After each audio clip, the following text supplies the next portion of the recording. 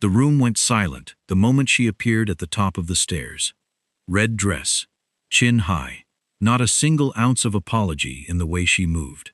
Marco DeLuca had hired her for one night.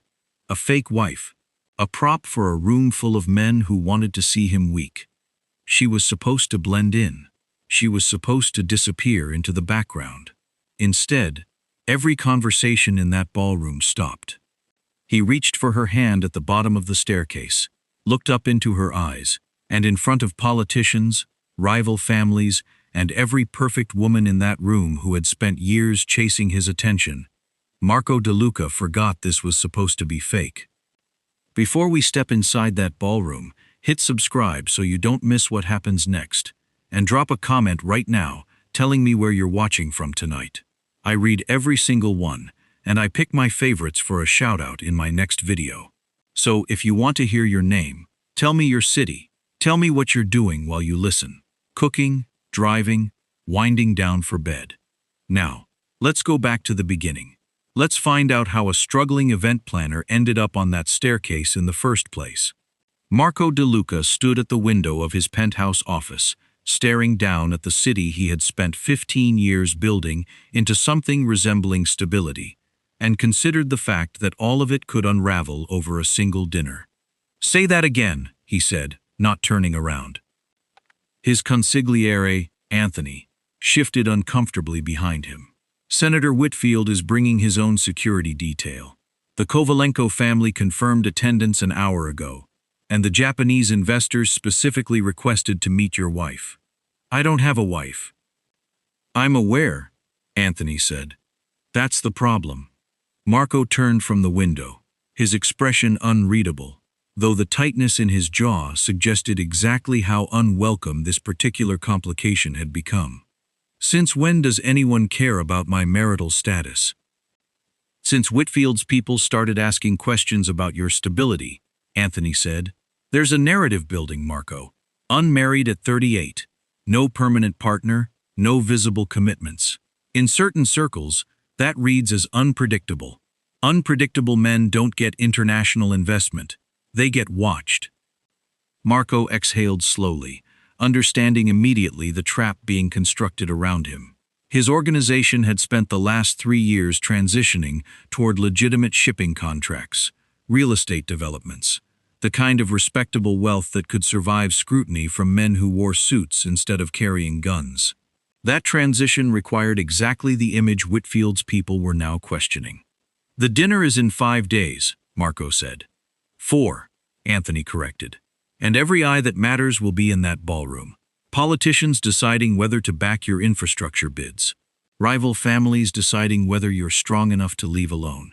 Investors deciding whether your organization is the kind of stable, boring, respectable operation they can attach their names to without risk. And you think a wife solves this?" "I think the appearance of a wife solves this," Anthony said carefully. "Someone stable. Someone who can hold a room. Someone who makes you look like a man, building a legacy, instead of a man building an empire he intends to burn down eventually." Marco moved to his desk, sitting heavily, rubbing a hand across his jaw as he considered the problem from every angle his mind could generate.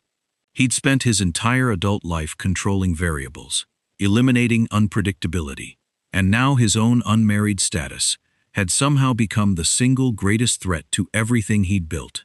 "I'm not marrying anyone," he said. "Nobody's asking you to actually marry someone," Anthony said. "Just for one night. A dinner. Someone convincing enough to shut down the questions, sophisticated enough not to embarrass you in front of people who matter, and discreet enough to disappear afterward without complications." "You make it sound simple." "It should be simple," Anthony said. "There are a dozen women in this city who would kill for the opportunity. Models, socialites, women who've made it clear for years they'd welcome your attention." Marco's expression darkened slightly. "Those women want something from me. Photographs, access, leverage they can use later. I need someone who wants nothing, who has no interest in extending this beyond one night, who understands exactly what this is, and doesn't confuse it with something else." Anthony was quiet for a moment, studying his employer carefully. "There is someone," he said slowly, though she's not exactly who you'd expect. Explain. Sophia Reyes, event planner, runs a small firm that's been struggling since her biggest client pulled out 6 months ago. She's sharp, professional, and completely uninterested in your world, beyond whatever business transaction brings her into it. Why her specifically? Anthony pulled up a file on his tablet, sliding it across the desk. Because 18 months ago, she stood in front of a city council meeting and publicly called out Councilman Reyes, no relation, unfortunately for her, for accepting bribes to approve unsafe construction permits. Destroyed his re-election campaign with nothing but documented facts and absolute refusal to back down when his lawyers threatened her. Marco studied the photograph attached to the file. A woman with dark hair and sharp, intelligent eyes, standing at a podium with the kind of unshakable composure that couldn't be manufactured or performed. She sounds difficult, he said. Extremely, Anthony confirmed. She's also broke, professionally isolated, because half the city's elite consider her a liability after that stunt, and completely unconnected to anyone who might use this arrangement against you later. Marco continued studying the file, something calculating shifting behind his dark eyes. You're suggesting I hire someone difficult, broke, and professionally radioactive to play my wife in front of the most important people in this city. I'm suggesting, Anthony said, that you need someone unafraid. Someone who won't crumble under scrutiny, who won't flirt or perform or try to extract more from this arrangement than what's contractually agreed. Sophia Reyes has already proven she doesn't back down from powerful men who threaten her. That quality might be exactly what saves this dinner, rather than someone polished but ultimately fragile under real pressure. Marco closed the file, considering the strange logic of Anthony's suggestion. Every instinct honed by years of careful risk management told him this was reckless, unpredictable, exactly the kind of variable he usually eliminated before it could become a problem. But something about the photograph, the steady defiance in her expression, even as council members and lawyers surrounded her with threats, tugged at something he couldn't quite name. Get her here, he said finally. Today, if possible. I want to meet her before I decide anything. And if she says no? Then we find someone else, Marco said, though something in his voice suggested he already suspected, with the particular certainty that came from years of reading people accurately, that Sophia Reyes wasn't the type to say no to an opportunity that might solve her financial problems, provided the terms were negotiated on her terms, rather than simply handed down. He was, as it turned out, only partially correct. Sophia Reyes arrived at DeLuca Enterprises precisely on time. Not a minute early, not a minute late, a small detail Marco noted with something like approval as he watched her walk into his office with the composed confidence of someone who refused to be intimidated by marble floors or imposing views. Mr. DeLuca, she said, extending her hand with brisk professionalism. Your assistant said this concerns an event planning opportunity, though I'll admit the secrecy around the details has me curious. Sit down, Miss Reyes. She settled into the chair across from his desk without hesitation, crossing her legs, waiting with the patient attentiveness of someone accustomed to sitting through difficult negotiations. I need someone to attend a dinner with me, Marco said, deciding directness would serve better than elaborate explanation. This Friday, as my wife. Sophia's eyebrows rose slightly, though she didn't otherwise react with the shock he'd half expected. Your wife. For one night, Marco clarified. A performance. Convincing enough to satisfy certain political and business concerns about my stability, discreet enough to end cleanly once the evening concludes. And you're asking me specifically because you don't need anything from me beyond fair compensation, Marco said. You have no interest in extending this into something more complicated, no history that would make this feel like anything other than a professional transaction. Sophia studied him for a long moment, something calculating moving behind her dark eyes that reminded him uncomfortably of his own careful assessments. You've researched me extensively. Then you know my firm is struggling, she said bluntly, which presumably factors into your assumption that I'd be desperate enough to agree to this. I assumed you'd be practical enough to consider it, Marco corrected. There's a difference. Something almost like amusement crossed her features. Is there?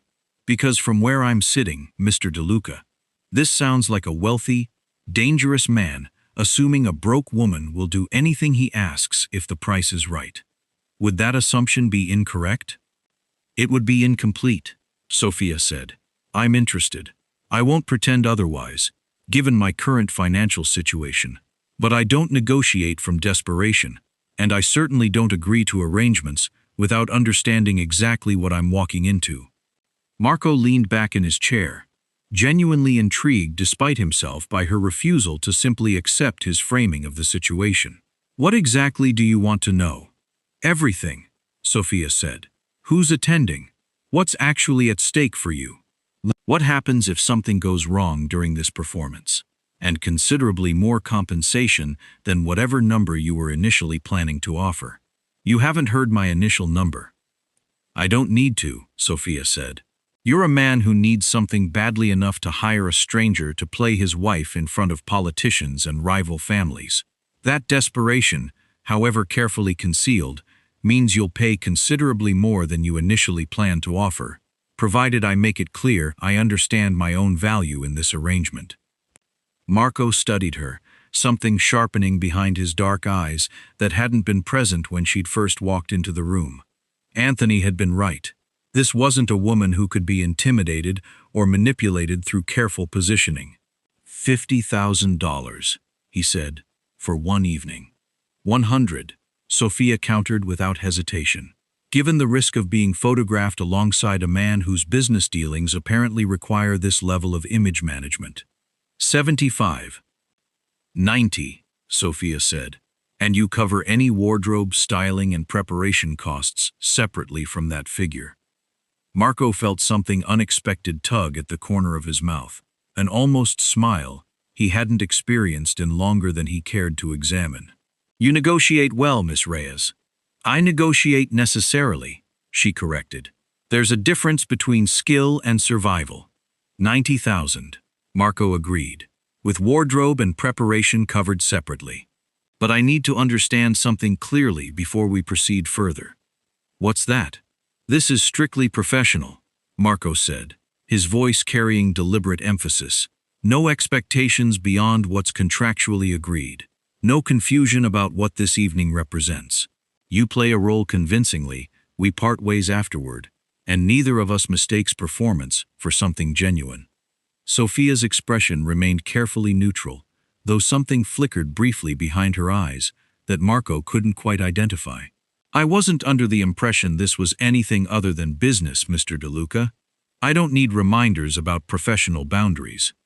Good, Marco said, though something in his own chest tightened slightly at her quick, unbothered agreement, an emotion he immediately dismissed as irrelevant to the transaction at hand. Then we have an arrangement. We do, Sophia confirmed, standing to shake his hand again, her grip firm and businesslike. I'll need details about the dinner itself. Guest list, dress code expectations, whatever backstory you'd prefer we maintain about our supposed relationship. My assistant will provide everything you need, Marco said, standing as well, though he found himself oddly reluctant to end the conversation so quickly. Friday evening, 7 o'clock. A car will collect you at 6. I'll be ready, Sophia said, already moving toward the door, with the same brisk confidence she'd entered with. She paused at the threshold, turning back with an expression that carried the first hint of genuine curiosity she'd shown throughout their entire negotiation. Mr. DeLuca, she said, why me specifically? You could have chosen any number of women who would have agreed to this arrangement without nearly as much negotiation. Marco considered the question carefully, understanding that his answer mattered more than he wanted to admit. Because I needed someone unafraid, he said finally. Someone who wouldn't crumble under the kind of scrutiny this dinner will bring. You've already proven you don't back down from powerful men who threaten you. Something shifted in Sophia's expression, surprise perhaps, at receiving an answer more thoughtful than she'd anticipated. That's considerably more flattering than I expected from a business transaction. I deal in facts, Miss Reyes, Marco said. Not flattery. We'll see about that, Sophia said, a hint of dry humor finally breaking through her careful professionalism. Once I'm standing in a ballroom full of people who've spent years perfecting the art of looking down on anyone who doesn't fit their particular standards. She left without waiting for his response, and Marco stood alone in his office for several minutes afterward, staring at the closed door, wondering why a simple business negotiation had left him considerably more unsettled than he'd anticipated when Anthony first suggested her name. He told himself it was merely curiosity about how she'd perform under pressure, nothing more significant than professional interest in an unpredictable variable he'd chosen to introduce into an already complicated situation. He was, as he would discover over the following 4 days, lying to himself rather thoroughly. The boutique Marco had selected occupied an entire floor of a building on the city's most exclusive shopping street, the kind of place that operated by appointment only and didn't bother displaying prices because anyone who needed to ask couldn't afford to be there. Sophia stood in the center of the fitting room, surrounded by racks of gowns that probably cost more individually than her firm's entire annual revenue, feeling distinctly out of place despite the deferential attention of the 2 stylists assigned to her. Mr. DeLuca specified red, the older stylist said, pulling a gown from the rack with reverent care. He was quite particular about it. Did he specify why? Sophia asked, eyeing the dress with a mixture of curiosity and apprehension.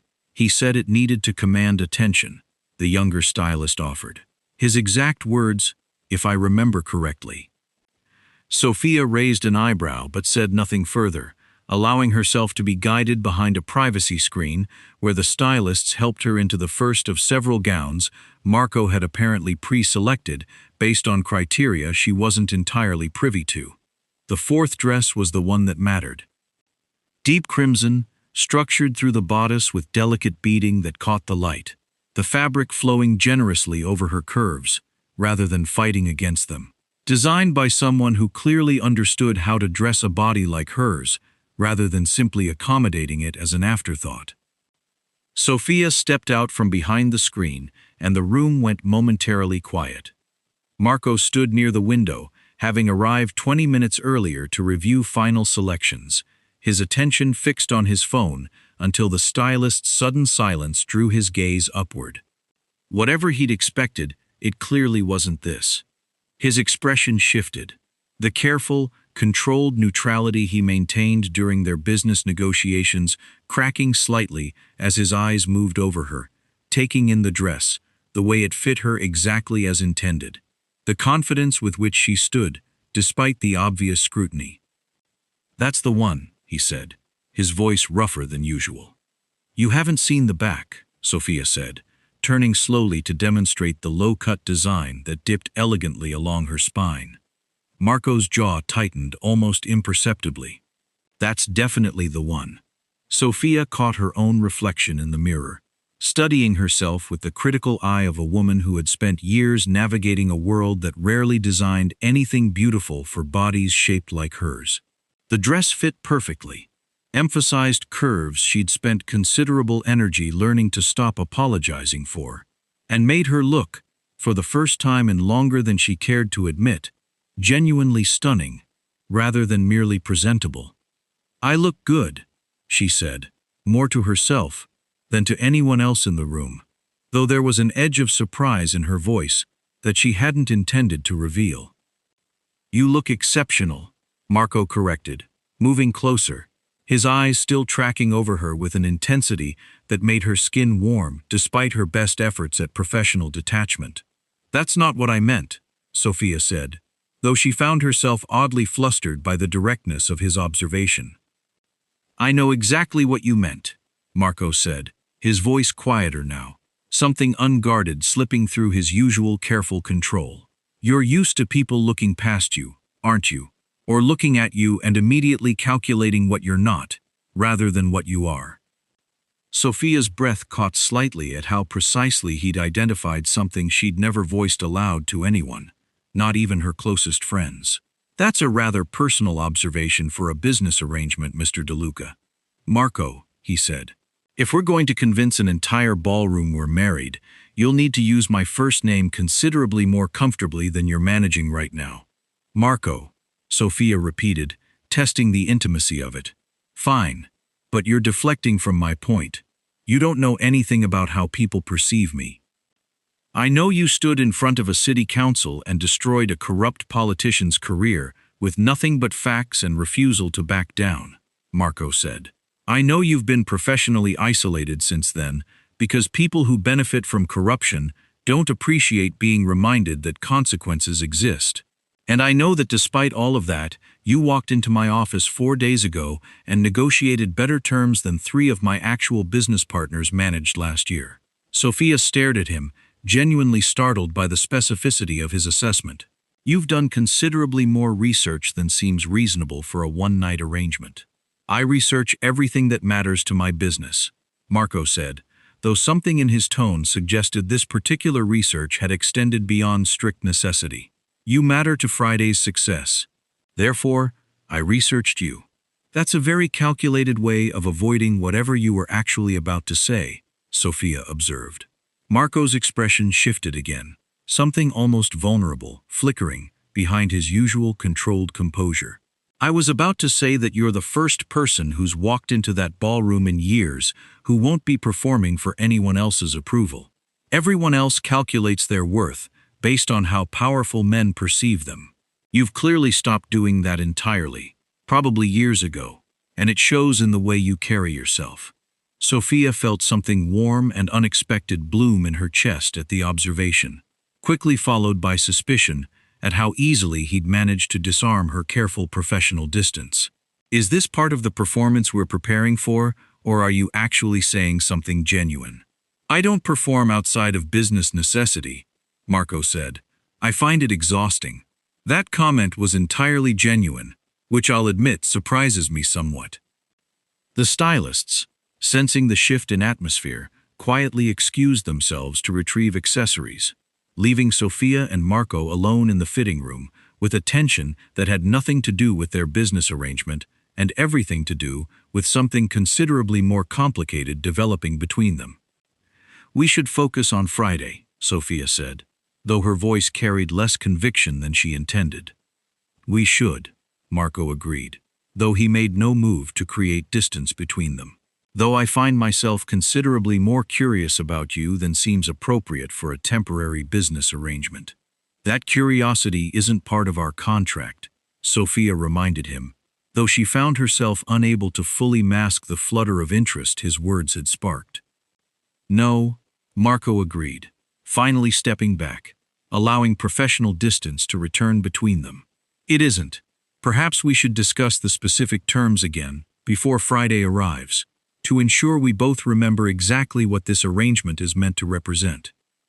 Sophia nodded, though something in her chest tightened slightly at the reminder, an unexpected disappointment she immediately suppressed with the same practical efficiency she'd used to survive every difficult situation throughout her career. Tomorrow, she said. We'll discuss the rules tomorrow. Tonight, I'd like to actually enjoy wearing a dress that costs more than my car, without worrying about contractual boundaries. Marco's mouth curved into something that wasn't quite a smile, but came remarkably close. Fair enough, Miss Reyes.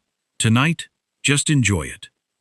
She did, though she found herself distinctly aware, throughout the remainder of the fitting, of exactly how often his eyes returned to her when he thought she wasn't watching, and exactly how much that awareness unsettled the careful professional boundaries she'd been so confident about maintaining. They met the following afternoon in Marco's office, the atmosphere considerably more formal than the previous evening's fitting session, as though both of them had spent the intervening hours deliberately reconstructing the professional distance that had threatened to collapse entirely. I've drafted specific guidelines, Marco said, sliding a document across his desk. Rules to ensure we maintain appropriate boundaries throughout Friday's dinner and any necessary follow-up appearances. Sophia scanned the document, her eyebrows rising slightly at the extensive detail. You've outlined acceptable physical contact parameters. Hand-holding, when necessary for the performance. A hand at your lower back while walking. Nothing beyond what would appear natural for a married couple without crossing into anything that might complicate our professional arrangement. How thorough, Sophia said, unable to fully mask the dry edge in her voice. You've really thought this through. I think through everything, Marco said. Rule 2. We maintain separate residences throughout this arrangement.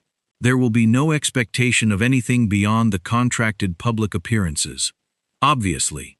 Rule 3, Marco continued, his voice carrying the deliberate formality of someone determined to establish clear boundaries before circumstances could complicate them further. No genuine emotional attachment. This is a business transaction, Miss Reyes, regardless of how convincing our performance needs to be. I need you to understand that clearly, especially after yesterday's conversation. Sophia looked up from the document, meeting his eyes directly. Are you worried I'm going to fall for you, Mr. DeLuca? I'm establishing necessary boundaries, Marco said, though something in his tone suggested her question had landed closer to truth than he intended to admit.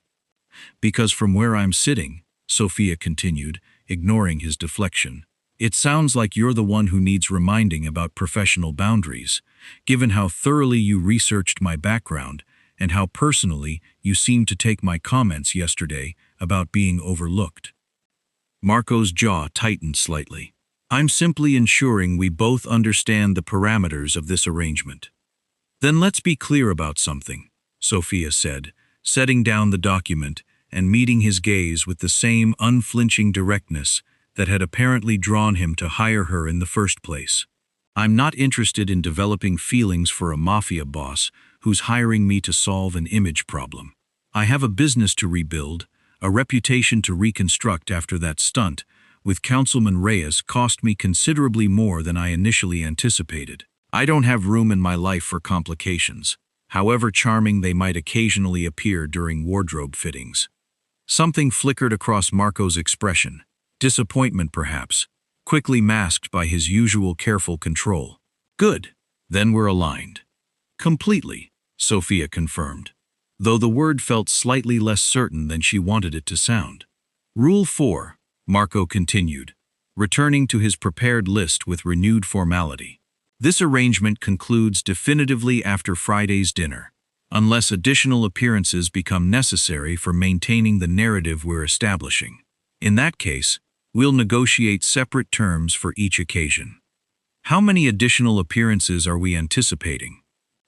That depends entirely on how convincingly we perform Friday, Marco said.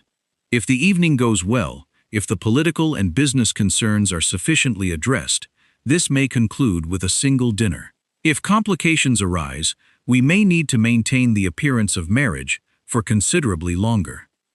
Sophia absorbed this, understanding the practical implications even as something in her chest tightened at the possibility of extended proximity to a man who had already managed to unsettle her carefully maintained professional composure within a single conversation.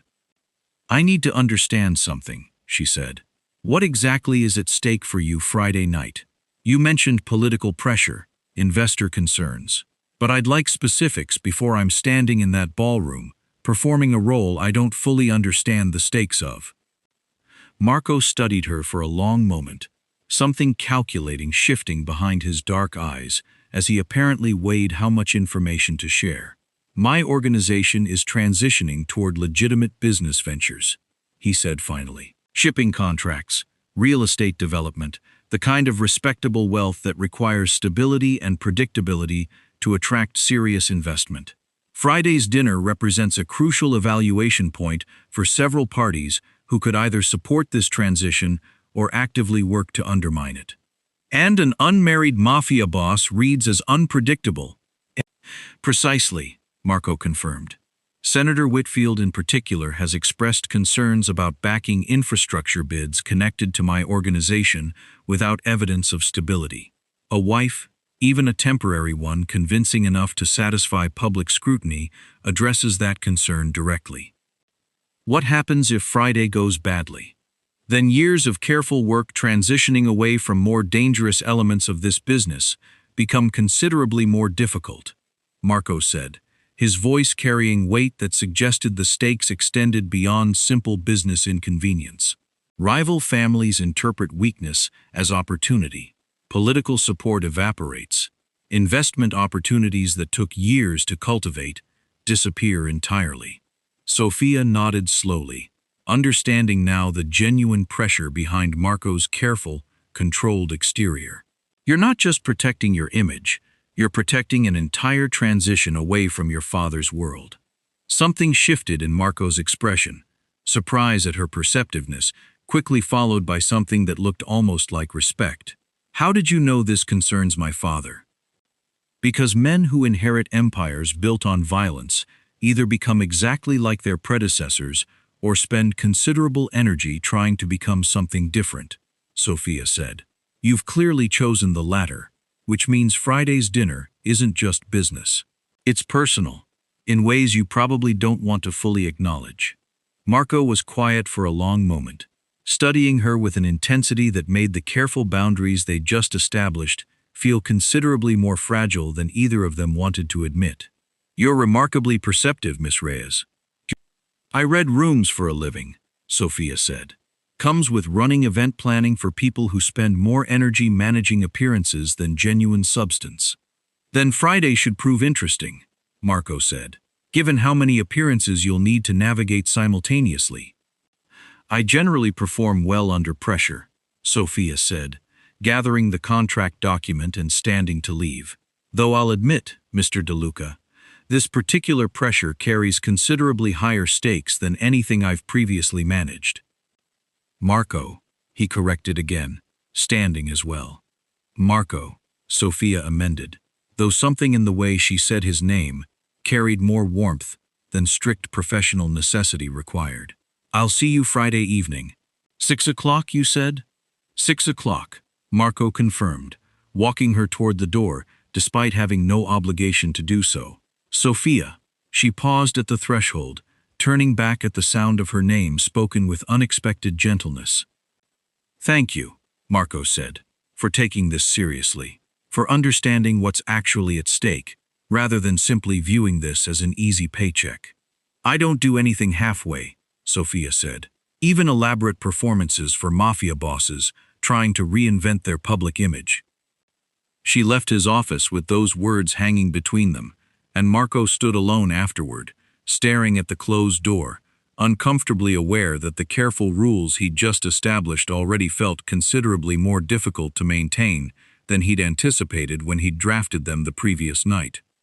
3 days remained until the dinner that would determine his organization's future. He found himself considerably more preoccupied with the woman who would be standing beside him throughout it than seemed reasonable, given everything genuinely at stake. The DeLuca estate had been transformed for the evening.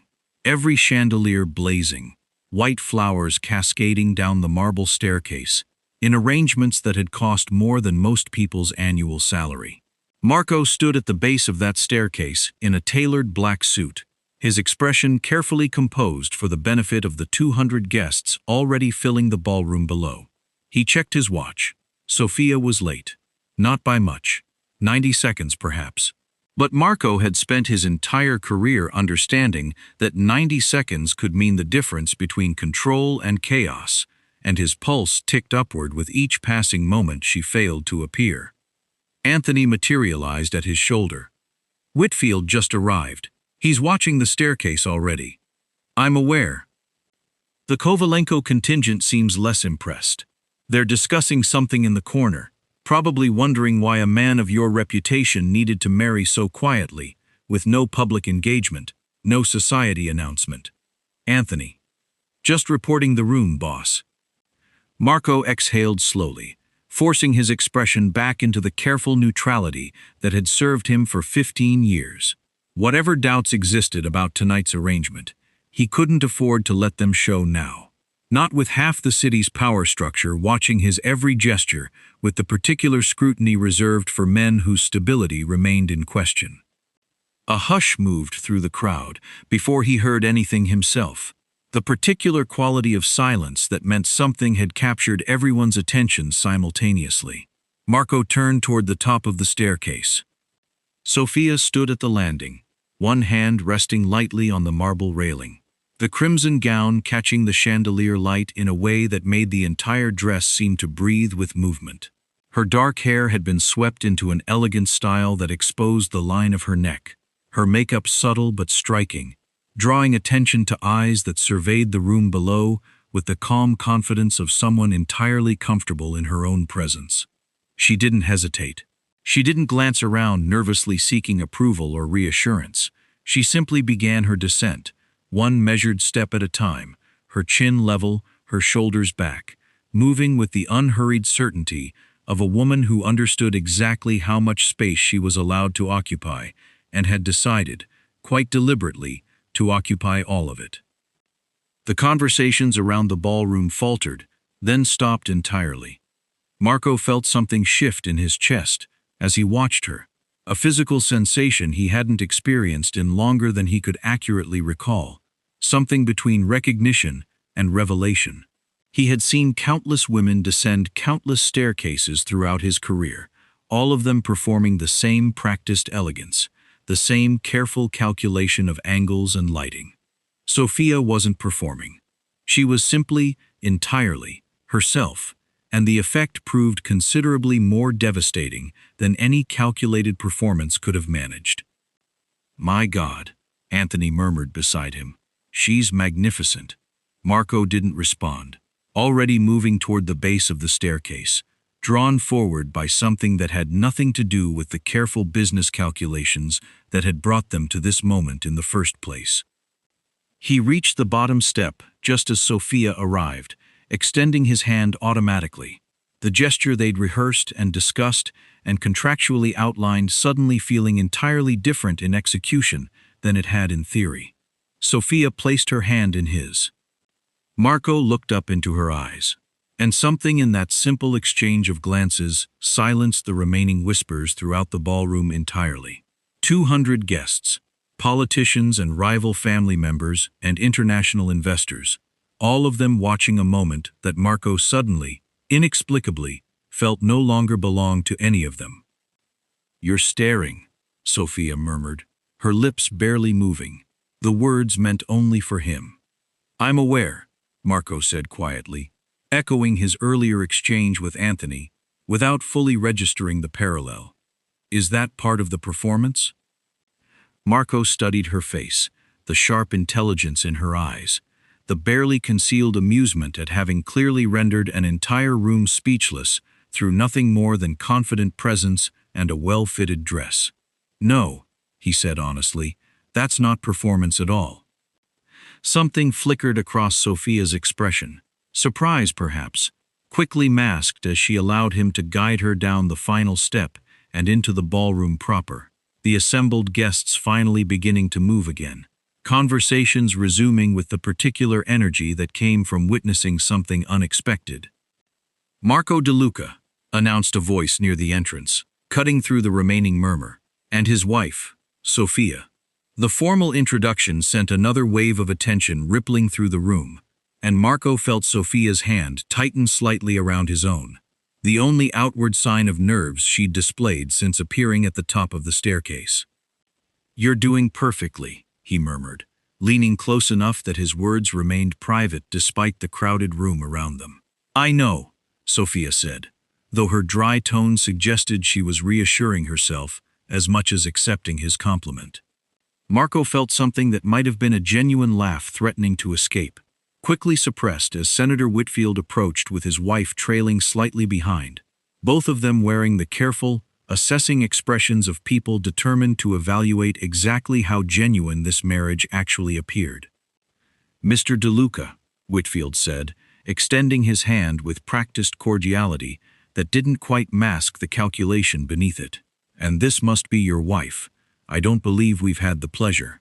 "Sophia," she said, extending her own hand with confident warmth. "It's lovely to finally meet you, Senator. Marco speaks highly of your work on the infrastructure committee." Whitfield's eyebrows rose slightly, clearly surprised by her easy familiarity with details, that suggested genuine domestic conversation rather than hastily memorized talking points. Does he? I wasn't aware my committee work made for compelling dinner conversation. You'd be surprised what makes compelling conversation in our house, Sophia said, a hint of dry humor threading through her words that drew an unexpected laugh from Whitfield's wife. Marco has strong opinions about port regulation efficiency. It's either riveting or exhausting, depending on how many glasses of wine I've had. Marco watched, genuinely impressed despite himself, as Sophia navigated the exchange with an ease that suggested years of similar performances rather than mere days of preparation. She asked precisely the right questions, deflected precisely the right probing inquiries, and managed throughout to project exactly the kind of grounded, genuine partnership that Whitfield had apparently come specifically to evaluate. "Your wife is charming," Whitfield said to Marco, once Sophia had drawn his own wife into a separate conversation about charitable initiatives with the smooth transition of someone entirely comfortable managing multiple social currents simultaneously. "She's considerably more than charming," Marco said, watching Sophia across the small distance separating them, something in his chest tightening at the accuracy of his own observation. "How long have you two been married?" Whitfield asked, his tone carrying the particular casualness that suggested the question mattered considerably more than his delivery implied.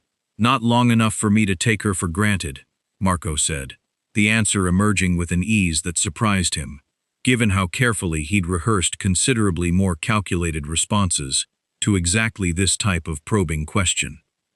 Whitfield studied him for a long moment, something in his expression shifting toward genuine reassessment rather than mere political calculation. "You seem different tonight, DeLuca, more settled." "I feel different," Marco admitted, the words slipping free before he'd fully considered their implications.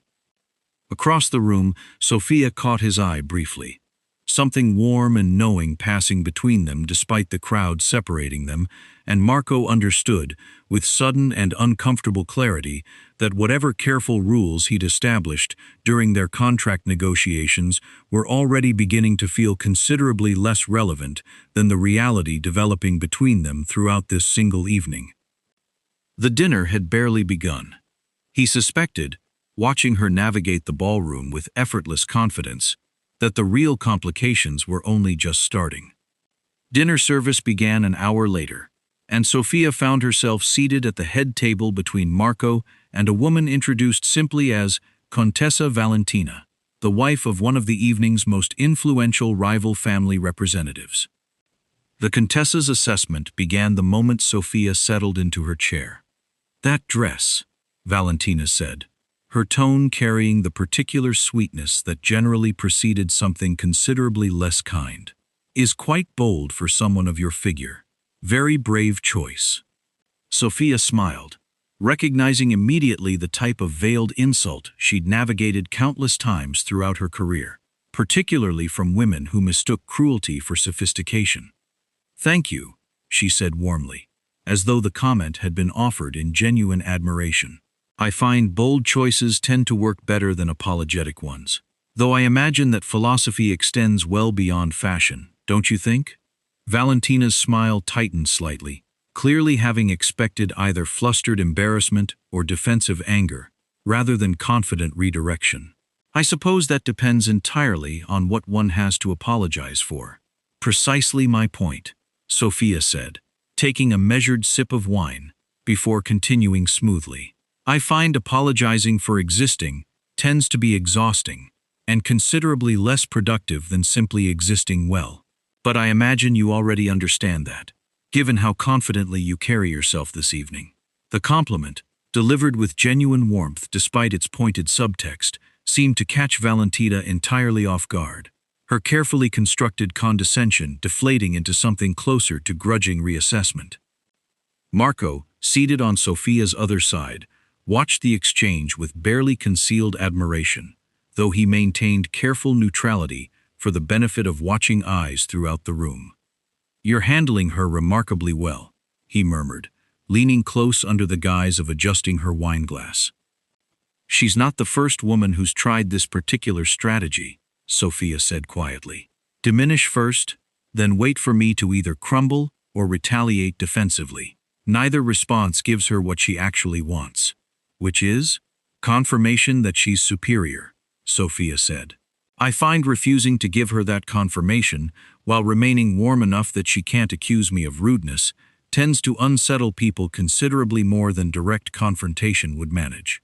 Marco felt something that might have been genuine admiration bloom in his chest, watching her navigate social combat with the same strategic precision he brought to business negotiations. The next challenge arrived 20 minutes later, in the form of a heavy-set man named Dmitry Kovalenko, whose family had spent considerable energy questioning Marco's stability throughout the preceding weeks. So, Dmitry said, settling into conversation with the particular bluntness of someone who valued directness over diplomatic nuance, Marco tells us almost nothing about how you two met. Forgive my curiosity, but in our world, such details matter considerably more than they might elsewhere. Sophia met his gaze steadily, understanding immediately that this question carried weight far beyond simple curiosity. We met through mutual professional circles, she said, the answer carefully vague, while remaining technically accurate. Marco struck me immediately as a man who understood the difference between building something sustainable and simply accumulating power for its own sake. And that appealed to you? Considerably, Sophia said. I've spent my career working with people who confuse temporary advantage with genuine strength. Marco's approach to his organization's transition suggested something more thoughtful than that. Dmitry studied her carefully, something in his assessment shifting toward genuine consideration rather than mere skeptical probing. You speak about his business with unusual sophistication for someone outside the organization. I pay attention, Sophia said simply. It's rather difficult not to, when sharing a life with someone who thinks as carefully about consequences as Marco does. Interesting, Dmitry said, though his tone suggested genuine reassessment rather than continued suspicion. Most wives in your position discuss charitable galas and social calendars, not organizational transitions and strategic consequences.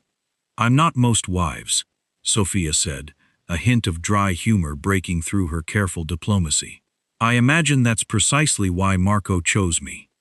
The comment, delivered with confident amusement rather than defensive justification, drew a genuine laugh from Dmitry, the tension that had characterized their entire exchange finally beginning to dissipate into something closer to grudging respect.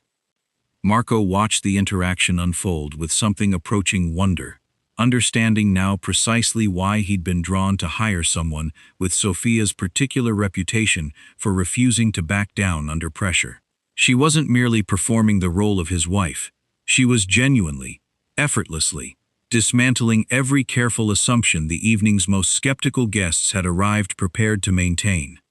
By the time dessert arrived, the atmosphere throughout the ballroom had shifted considerably. Conversations flowing with genuine warmth rather than careful political calculation. Guests who had arrived prepared to scrutinize Marco's stability, instead finding themselves charmed by a woman who navigated their sharpest tests with effortless grace. You've been staring at me for the past 10 minutes, Sophia murmured, catching Marco's attention during a rare lull in conversation. I have, Marco admitted, not bothering to deny it. Should I be concerned? No, Marco said, his voice carrying an intensity that surprised them both. I'm simply trying to understand how someone can be this genuinely remarkable and remain professionally isolated because powerful people find you too unpredictable to embrace. Sophia's expression softened slightly, something vulnerable flickering behind her usual composed confidence. Being unpredictable isn't always a flaw, Marco. Sometimes it simply means refusing to shrink for other people's comfort. I'm beginning to understand that, Marco said quietly, his hand finding hers beneath the table, the gesture unplanned and entirely genuine, rather than performed for their watching audience. Sophia's breath caught slightly at the unexpected intimacy of the touch, though she didn't pull away, allowing her fingers to lace with his despite every careful rule they'd established during their contract negotiations. Across the ballroom, Contessa Valentina watched the small exchange with narrowed eyes, something calculating shifting behind her expression that suggested tonight's carefully orchestrated performance had triggered reactions considerably more complicated than either Marco or Sophia had anticipated when the evening began. The real test, Sophia suspected, watching Valentina's expression darken with something that looked dangerously close to jealousy, was still ahead of them. The dinner had moved into its final hour when Sophia excused herself to the powder room, needing a moment away from the calculated performance she'd maintained flawlessly for nearly 3 hours straight. She found Anthony waiting near the corridor when she emerged, his expression carrying an unusual seriousness that immediately put her on alert. "Miss Reyes, do you have a moment? Is something wrong?" "Not wrong," Anthony said carefully. "But there's something I think you deserve to know, given how well tonight has gone. Marco would likely prefer I stayed silent, but I've worked for that man for 12 years, and I think you've earned honesty." Sophia's stomach tightened with unease. "About what?" "About why he chose you specifically," Anthony said. "It wasn't only about your reputation for refusing to back down under pressure. That was part of it, certainly. But there's more." "I'm listening." Anthony glanced around the empty corridor before continuing, his voice dropping lower. "Your father, Diego Reyes, does that name mean anything to you?" Sophia's breath caught. "My father died when I was 12. Construction accident, according to the official report, though my mother always suspected there was more to the story than anyone ever explained." "There was more," Anthony said quietly. 15 years ago, your father worked at a construction site that Marco's father controlled through several shell companies. There was an incident, a structural collapse that nearly killed Marco, who was 23 at the time, and touring the site against his father's explicit instructions. Sophia's hand rose to her throat, understanding beginning to crystallize with uncomfortable clarity. "My father saved him. Pulled him from beneath collapsing scaffolding at considerable personal risk," Anthony confirmed. "Suffered injuries himself in the process. Injuries that likely contributed to his death 8 months later, though the official cause remained listed as unrelated to the earlier incident. Marco knows this. Marco has known your identity since the moment I suggested your name for this arrangement," Anthony said. "He recognized your surname immediately, verified the connection within hours, and proceeded with hiring you anyway, fully aware of exactly who you were." Sophia felt something cold settle in her chest. The careful professional arrangement she'd believed herself navigating suddenly revealing itself as considerably more complicated and personal than she'd ever suspected. "Why didn't he tell me?" "I don't know," Anthony admitted. "Perhaps he wasn't certain how you'd react, learning that your late father's heroism connected you so directly to his world. Or perhaps," Sophia said, her voice hardening with sudden suspicion, "he thought I'd refuse this arrangement entirely if I understood the true reason he selected me." "There's something else," Anthony continued, his expression growing more serious. "Dmitry Kovalenko's questions tonight weren't entirely business-related curiosity. His family has been investigating you independently for the past week, ever since word leaked that Marco had hired someone for this dinner." "Why would they investigate me?" "Because they've discovered the same connection I just shared with you," Anthony said, "and they're using it as leverage, suggesting Marco's selection wasn't random business calculation, but something considerably more personal, evidence of weakness they intend to exploit."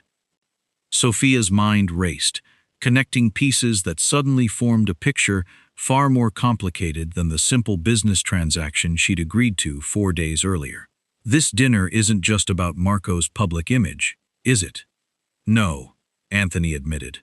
"There have been threats, Miss Reyes.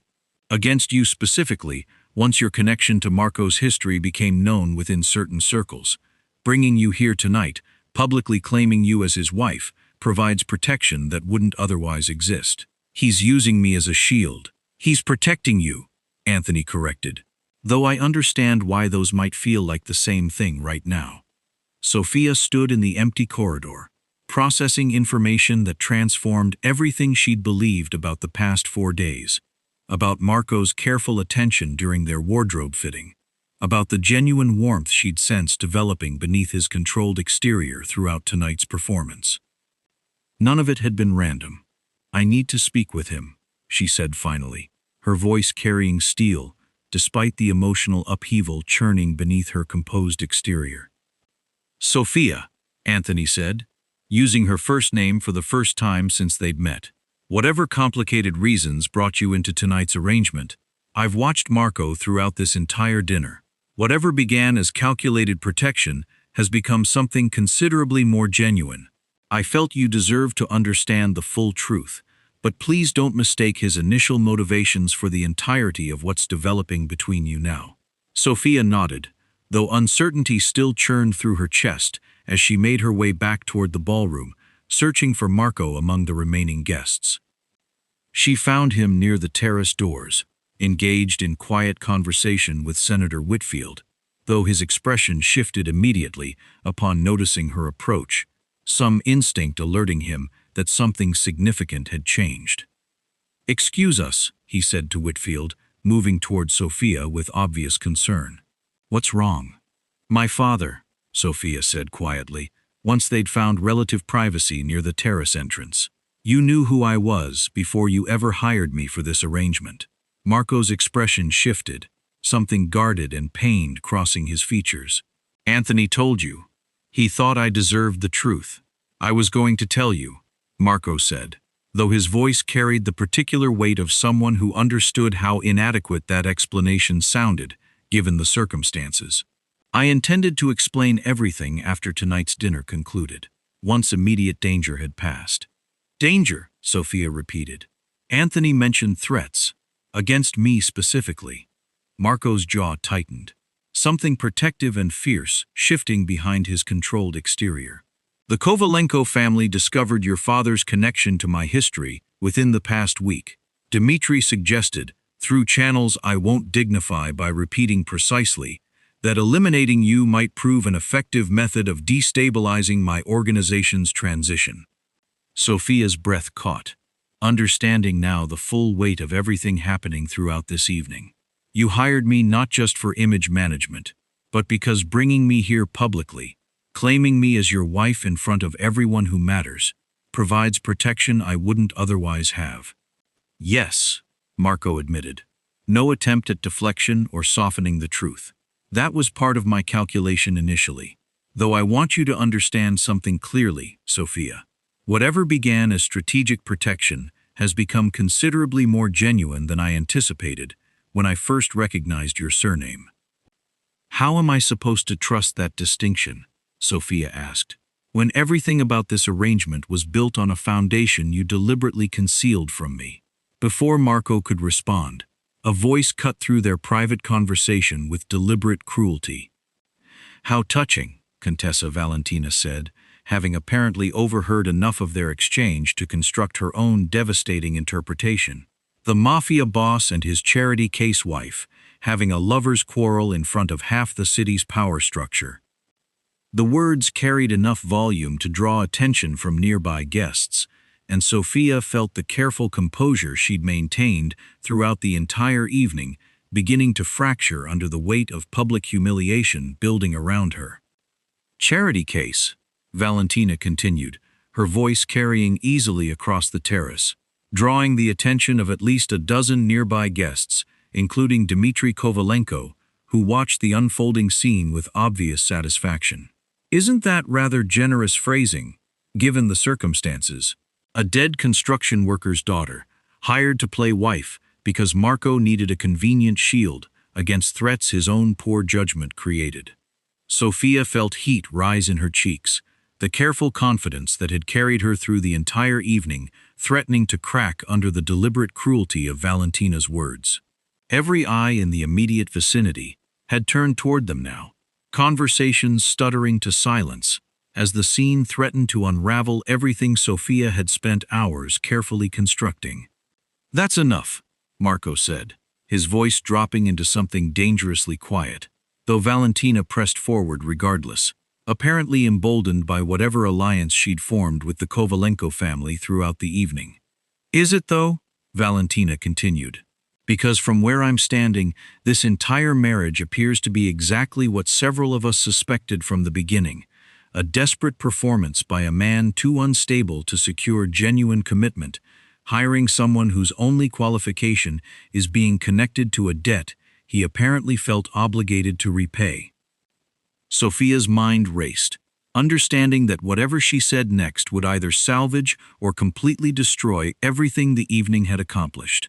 She could feel Marco tensing beside her, ready to intervene with whatever ruthless authority he commanded throughout his organization. But some instinct told her that his intervention now would only confirm exactly the narrative Valentina was attempting to construct. "Contessa," Sophia said, her voice carrying clear and steady despite the audience now fully attending to their exchange. "I understand you're disappointed that tonight didn't unfold the way you'd hoped. I imagine considerable energy went into constructing whatever narrative you and Mr. Kovalenko intended to circulate about Marco's stability." Valentina's expression flickered with surprise at Sophia's composed response. "I'm simply stating facts, dear." "You're stating assumptions dressed as facts," Sophia corrected, "which is a distinction I imagine you understand perfectly well, given how skillfully you've navigated similar situations throughout your own marriage." A ripple of uncomfortable laughter moved through the small crowd, and Sophia pressed forward before Valentina could recover her footing. "My father died protecting a stranger from a construction accident that should never have happened," Sophia continued, her voice gaining strength as genuine emotion replaced her earlier uncertainty. "He didn't know Marco's name, didn't know his family's business, simply saw someone in danger and acted without hesitation, because that's who my father was. If Marco chose to honor that sacrifice by ensuring I had protection when threats emerged against my safety, I fail to see how that reflects poorly on either of us." "How convenient," Valentina said, though her voice carried considerably less confidence now, "that this heroic narrative emerges only after your connection became public knowledge." "It's not convenient," Marco said, finally speaking, his voice carrying absolute authority that immediately silenced the surrounding murmur. "It's simply true. Sophia's father saved my life 15 years ago. When I learned threats had emerged against her because of that connection, protecting her became considerably more important than any business calculation regarding tonight's dinner." He turned to face Sophia directly, ignoring the assembled audience entirely, his expression carrying an intensity that transformed the moment from public defense into something considerably more personal. "I should have told you everything immediately," he said. "You deserved that honesty from the beginning, rather than discovering it through Anthony in a hallway during the middle of dinner. I'm sorry for that failure. Genuinely, regardless of how tonight concludes."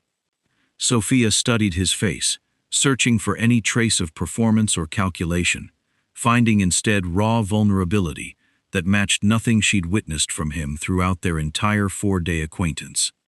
"But I want everyone here to understand something clearly," Marco continued, his voice rising enough to carry across the entire terrace, deliberately including Valentina and Dmitri in his declaration. "Whatever began as strategic necessity has become something I refuse to diminish or apologize for. Sofia Reyes is remarkable, not because of any convenient connection to my past, but because she spent this entire evening demonstrating exactly the kind of strength and intelligence that makes her more valuable to me than any calculated arrangement could have anticipated." He reached for her hand, lacing their fingers together with deliberate, public intimacy that left no room for continued speculation about the genuine nature of their connection. "This isn't a performance," Marco said, his eyes never leaving Sophia's face, despite addressing the surrounding crowd. "Whatever it began as, it isn't that anymore." Sophia's breath caught, understanding the weight of what he'd just declared publicly in front of the exact audience whose scrutiny had brought them together in the first place. Whatever careful boundaries they'd established during contract negotiations had just been demolished entirely, replaced by something considerably more genuine and considerably more dangerous to the professional distance she'd been struggling to maintain. Dmitry Kovalenko studied the exchange with narrowed eyes, clearly recalculating whatever strategy he'd hoped to execute through Valentina's public humiliation attempt. Interesting declaration, DeLuca. Though declarations are considerably easier than genuine commitment. Then perhaps you should stay for the wedding anniversary next year, Marco said, his voice carrying dangerous confidence, and witness exactly how genuine this commitment proves to be. The words hung in the air, a promise neither of them had discussed or planned, and Sophia felt her pulse quicken at the audacious certainty in his voice, the way he'd just extended their carefully contracted one-night arrangement into something considerably more permanent, without any prior discussion between them. Valentina, recognizing her attempted humiliation had backfired entirely, offered a tight, insincere smile before retreating toward the ballroom's interior, Dmitry following with considerably less satisfaction than he'd displayed throughout the earlier portions of the evening. The surrounding guests slowly dispersed as well, conversations resuming with renewed energy, though Sophia remained rooted in place, staring at Marco with an expression that mixed genuine emotion with lingering uncertainty about everything he'd just declared. "An anniversary," she said finally, once they'd achieved relative privacy again. "That's a significant extension beyond our original one-night arrangement, Mr. DeLuca." "Marco," he corrected automatically, though something almost sheepish crossed his expression. "And yes, I suppose it was somewhat presumptuous of me to extend our arrangement publicly without discussing it with you first." "Somewhat," Sophia agreed, though her voice carried less irritation and considerably more curiosity than the word suggested. "Care to explain what exactly you're proposing, now that we're not performing for an audience?" Marco studied her carefully, something vulnerable and genuine, finally breaking through the careful control he'd maintained throughout their entire acquaintance. "I'm proposing," he said slowly, "that perhaps this arrangement doesn't need to remain temporary, if you're willing to consider something considerably more genuine than what either of us initially planned." Sophia's heart hammered against her ribs, understanding that the next words she spoke would determine considerably more than the conclusion of tonight's elaborate performance. They returned to the ballroom together, Marco's hand still laced with hers, and something had visibly shifted in the way the room responded to their arrival. Whispers followed them, but they carried a different texture now, curiosity rather than skepticism, admiration rather than calculation. Anthony intercepted them near the dance floor, his expression carrying poorly concealed satisfaction. "Whitfield wants a private word before he leaves, and the Japanese delegation has requested a follow-up meeting next week to discuss the shipping contracts formally." "That's good news," Sophia said. "That's exceptional news," Anthony corrected. "Whatever happened on that terrace, it worked considerably better than anything we'd planned." Marco's jaw tightened slightly. "It wasn't a strategy, Anthony." "I'm aware," Anthony said, something almost gentle in his tone. "Which is precisely why it worked." He excused himself to manage the remaining logistics of the evening, leaving Marco and Sophia standing near the edge of the dance floor as the orchestra transitioned into something slow and unhurried. "Dance with me," Marco said. "That wasn't part of the contract." "Nothing that's happened in the past hour was part of the contract," Marco said, extending his hand with quiet certainty. "I'd like to dance with my wife, Sophia, contract or otherwise." Sophia studied him for a long moment, weighing the genuine warmth in his expression against everything Anthony had revealed about the calculated beginning of their arrangement. Whatever complicated foundation had brought them here, something in his eyes now carried none of the careful business calculation that had characterized their first meeting. She took his hand. They moved onto the dance floor together, and Marco pulled her close, his hand settling against the small of her back, with the same careful, deliberate warmth he'd shown throughout the wardrobe-fitting days earlier, though now nothing separated the gesture from genuine feeling. "Everyone's watching," Sophia murmured. "Let them," Marco said. "I find I no longer care what conclusions they draw, provided the conclusion happens to be accurate." And what conclusion would that be? Marco's expression softened, something unguarded and honest replacing his usual careful composure. That I chose you, not because your surname connected conveniently to a debt I felt obligated to repay, not because your reputation for stubbornness solved an image problem I needed managed.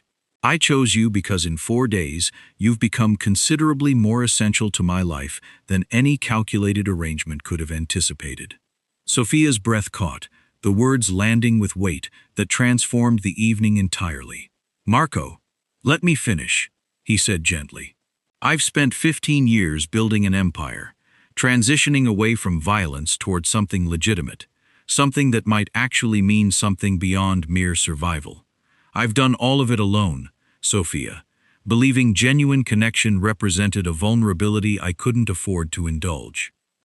And now I'm standing in the middle of my own ballroom, having just publicly declared feelings I hadn't fully acknowledged until the words were already leaving my mouth, Marco said, something almost bewildered beneath his usual controlled delivery. And I find I don't regret a single word of it. The music continued around them, other couples filling the dance floor, though Sophia felt as though she and Marco existed in some separate space entirely, insulated from the 200 guests still watching their every movement with renewed curiosity. This is considerably more complicated than one dinner, she said. Considerably, Marco agreed, though I find myself remarkably unbothered by that complication, given the alternative would mean pretending tonight represented nothing beyond contractual obligation. You realize what you've done, Sophia said, publicly claiming this marriage as genuine, in front of Whitfield, in front of the Kovalenko family, in front of every investor whose decisions depend on believing your stability is real rather than performed. I do. There's no walking that back now. I have no intention of walking it back, Marco said, his voice carrying absolute certainty, unless you tell me that's what you want. If tonight's declaration was premature, if you'd prefer we return to the original arrangement and conclude this after tonight, I'll respect that decision entirely, however difficult I might find it. Sophia studied his face, searching for any trace of calculation or performance, finding instead the same raw vulnerability she'd witnessed on the terrace, magnified now by the public commitment he'd just made without any guarantee she'd choose to honor it. I need time, she said honestly. This began as a business transaction 4 days ago, Marco. I need to understand what you're actually offering before I decide whether tonight's declaration becomes something I choose to embrace rather than simply survive. That's fair, Marco said, though disappointment flickered briefly across his expression before he carefully masked it. Take whatever time you need. They finished the dance in comfortable silence, and as the song concluded, Marco guided her from the floor, his hand still resting protectively at her lower back, despite the uncertainty hanging between them. Whitfield approached as they exited the dance floor, his expression carrying the particular satisfaction of a man who'd witnessed exactly the reassurance he'd come seeking. DeLuca, I believe we can proceed with the infrastructure discussions we'd previously tabled. Your wife's charm aside, I've rarely witnessed such genuine connection between two people navigating a room this politically complicated. Thank you, Senator, Marco said, though his eyes remained fixed on Sophia rather than the man whose approval had originally motivated this entire elaborate performance. Congratulations, Whitfield added, extending his hand toward Sophia. Whatever brought you into Marco's life, Mrs. DeLuca, I suspect it's considerably improved his prospects beyond mere political optics. Sophia accepted the handshake graciously, though something about the title Mrs. DeLuca, spoken with such casual certainty, sent an unexpected shiver through her chest. As Whitfield moved toward other guests, Sophia turned to Marco, understanding that whatever complicated feelings existed between them, the business stakes that had originally brought them together had been thoroughly, successfully resolved. You got what you needed tonight, she said quietly. I got considerably more than I anticipated needing, Marco corrected, his voice carrying weight that suggested his answer extended well beyond mere business success. The remaining guests began their gradual departure as the evening concluded, and Sophia found herself standing beside Marco, near the grand staircase where the entire evening had begun. Uncertain what came next, but acutely aware that nothing about tonight had unfolded the way either of them had originally planned. The estate had emptied by midnight, the last guests departing with lingering glances toward the couple who had dominated the evening's conversation. And Marco walked Sophia to the terrace overlooking the gardens, the noise of the departed party finally settling into quiet.